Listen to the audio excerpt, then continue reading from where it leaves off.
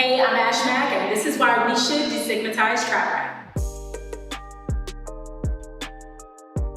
You know what? I think that everyone does. I think I do simply because rap, trap rap, whatever name you want to call it, is a part of hip hop.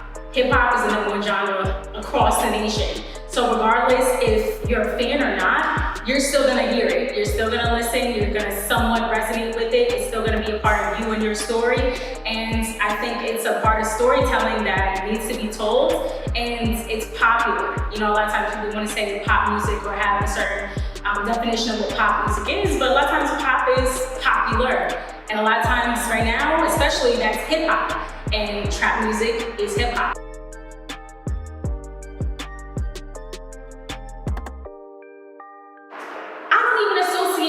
Lil Baby, The Bigger Picture, as a trap rap song. This is a song for the people, by the people, for the people, and it's more so just a message of what needs to be heard. And that's what music always does. It gives us a song, it gives us a feeling, it gives us an emotion, and Lil Baby was able to strike that out of everyone, especially during the time of 2020. You know, we saw a global pandemic, we're still dealing with it, but something that we did see during the global pandemic that didn't go away was racism. And it's crazy when you really think about that. It's like, Dad, like, this really stopped the whole world, but one thing it did not stop was the killing of black men, the killing of black women, killing of black women in their homes while they're asleep in their own beds, and we're still waiting on justice. So I think his song is a perfect description of how everyone was feeling. And I think that's why it's bigger than just trap music. It's bigger than hip hop. It's a staple, and he uses platform in a way that I think everyone should stand up for. But I also think that a lot of times with rap music in general, people act like they can't receive it because it's presented in a way where they can't receive it, right? So a lot of times, and we've seen it over the years with rock and roll. We've seen it with hip hop. We've seen it with the start of hip hop, where it's too loud, it's too much, it's too fast. I can't get with it. So that's why I brought out a few facts when it comes to the baby, okay, Lil Baby, and when it comes to the words. So I'm gonna say it in a way so that people can actually hear it because it's poetry. So he says, you can start with just the chorus. It's bigger than black and white. It's a problem with the whole way of life. It can't change overnight, but we have to start somewhere. Might as well go ahead and start here. We done had a hell of a year. I'm gonna make it count while I'm here. God is the only man that I fear. And it is. Everything that Lil Baby said is true. It's bigger than black and white, but at the end of the day, a lot of times those are the subcategories similar to trap music, what people place us in. You know, it doesn't even matter of your ethnicity, it's the colorism attached with it. You know, okay, if I were to be held up to a piece of paper bag, you know, what side of brown am I on? And unfortunately, still in 2021, that's what a lot of the country still goes with.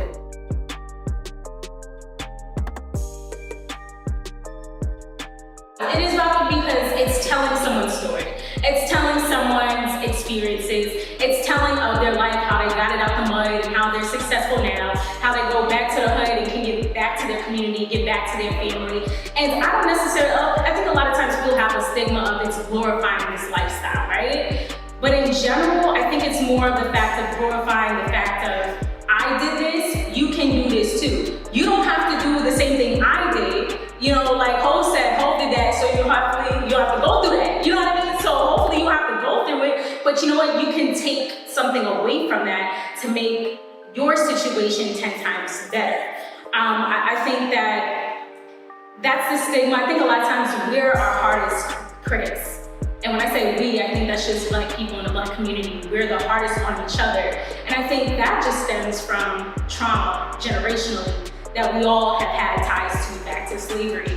You know what I mean? And I think like we're hard on each other just because the world is hard on us. No one gives us grace. Like we give grace to everybody else. You know, unfortunately, it kind of, based off of history and based off what we've seen this past year, the world looks to us to do everything, to push the culture forward, to you know, protest, to fight everyone else's battles, even when it comes down to voting. You know, shout out to Stacey Abrams. So, you know, we changed the country. We literally have built the country, continuously changed the country, yet the country still hasn't done its part to give it back to us. And because of that, I think we have a pain that's still there, that's passed down, and it makes it harder for us to even champion ourselves or to celebrate how someone has gained their success. And I think that's a part of trap music too.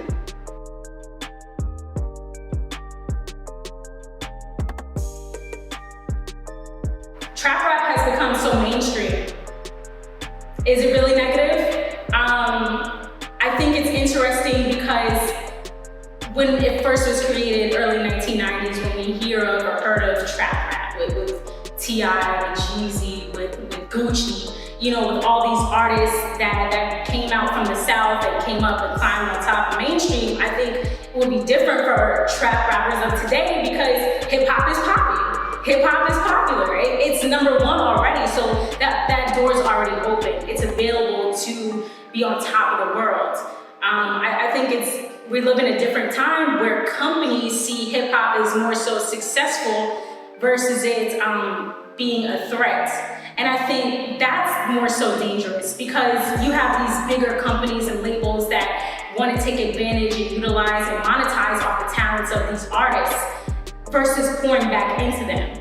I think a great example of that is DMX. You know, rest in peace to him, but a lot of times people have questions about, well, what did a label do to invest in his mental health? What did a label do to invest in, you know, any of his issues that he had or addictions that he had? And who knows what actually happened behind closed doors, but if people of these bigger brands and bigger machines are gonna invest in our culture, then they have to do a better job all around in investing in the people that are pushing the culture forward. So is it really negative or not? You know, I think it's more so of a positive, but there's more of an influence of what needs to go on behind the scenes to make it more positive, to make sure that everyone mentally, physically, financially, spiritually are present.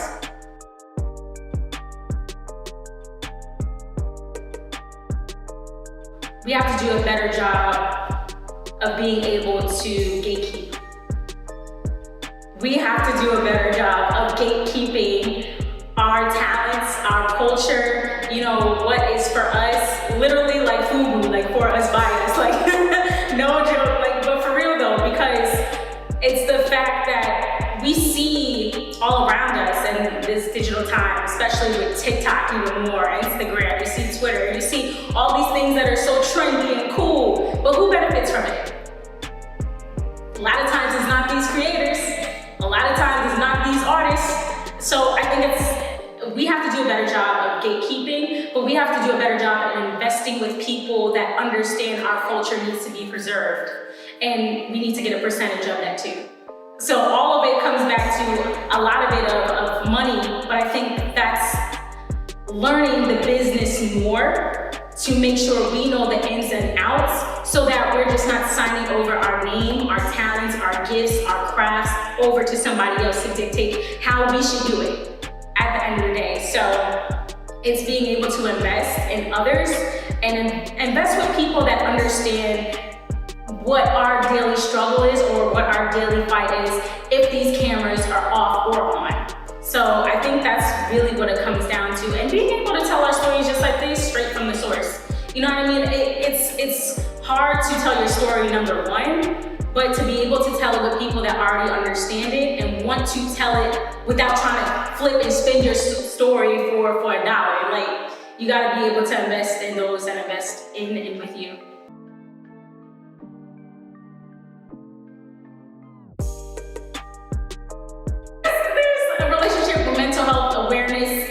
With everything, but I think people are more aware of it today.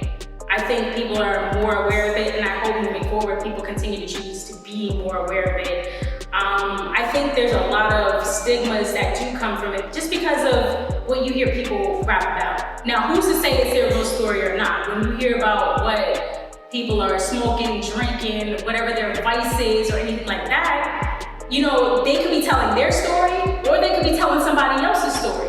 And I think that's where we're at in the turn of music in general, is the fact of, is trap rap or just music in general the artist's story? Or is it just the sound of a story that could be fitting for this artist, but I know it's still gonna pop and someone's gonna be able to monetize off of this, so let's go with it. You know what I mean? So unfortunately, it's like, are we gonna go with the craft of the artist and their sound and music, or are we gonna continue to push off of stereotypes because it's profitable? So I think it's a lot, and all of that has to do with mental health, because I could be talking about my trauma in a song, and I could be stressed out from day one talking about this song that I wrote about, 5-10 years ago, but I finally have the chance to perform it now. But then it could also be trauma from the fact that y'all trying to paint this picture of this life I don't even live at all. And now I gotta think like I'm this artist or this person because there's how many dollar signs attached to it. So I think there's trauma attached to all of it. And there's trauma and potential trauma if the person is to continue living that lifestyle when they don't want to anymore because they feel a certain aspect of them. So it depends on what life you truly living and how are you living it on camera, off camera, in front of the mic, in the studio, like who are you really? And I think that comes back to trap rap, a lot of it. So it's a lot. It can go so many ways.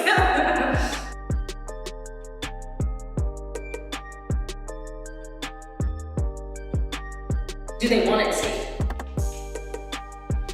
I think that's the first question. It's always, you can't be the person willing to help someone escape or heal or fix their problem when they don't want to fix their problem. You know, you can't be that person until they have that moment of accountability and clarity for themselves where they say, you know what, I need to change. And I mean, we saw a perfect example of Gucci. Perfect example is Gucci. He made the choice for himself, or you know what, I'm about to get clean, I'm about to get off of all of his vices, and I'm about to have a healthier living lifestyle. But he did that on his own accord. I think it always starts with self first. Once you start with self, then you're able to truly change your life however you see fit and where you need to change it. So, but it's a lot because with trap rap, it's profitable again. So I don't even know if it's really a bad stigma in a sense, but if more negative things were to come from it, like and I don't want to take away from the fact that hip hop is winning, but if this was a conversation we were having 20 years ago, it would be a whole different conversation. And that's where it is